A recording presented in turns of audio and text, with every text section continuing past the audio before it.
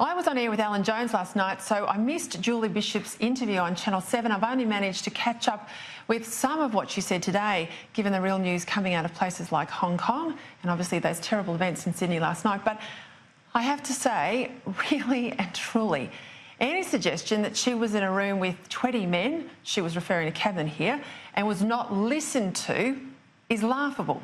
She wasn't only in a room, she wasn't the only woman in a room, she wasn't the only woman in a room with 20 men. I was there too. You see, whenever she was in the cabinet room, or indeed the shadow cabinet room, I was there. I was the secretary to shadow cabinet for all the time of opposition and later as the party leader's chief of staff for 6 years. So I witnessed it all, and I can assure you the deputy leader was listened to. She was listened to a lot. After the PM, she was usually the first person to speak, and on most occasions, she was the one to speak the longest of all MPs in the room. Now, whether she said something that was worth saying, I'll leave that to others to judge.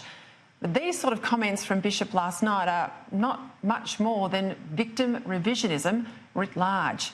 Her attempts to dump on the Liberal Party are precisely the reason why she only managed to drum up a paltry 11 votes in her bid to be PM. And all of this, it diminishes her. Because after all, she was the Liberal Party's deputy leader for over 10 years. That in itself shows she had plenty of clout.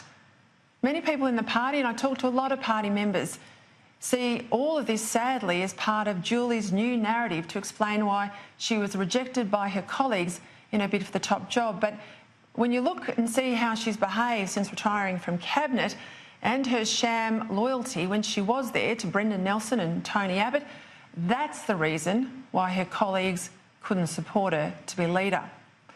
Did you know that during the election campaign, a number of female Liberal MPs and candidates, well, they sought Julie's help to win seats. With only one or two exceptions, all of them were refused. And these crocodile tears about Julia Gillard, well, let me tell you, Julie Bishop was the first to hit out against Gillard when she was the PM, when Gillard was the PM, and she was often helped by Gillard's colleagues who leaked directly to Bishop. So please, spare us all the pretence of victimhood, Julie, now that you're out of the game and on the cocktail circuit. You're better than that, and the Liberal Party is better than that too.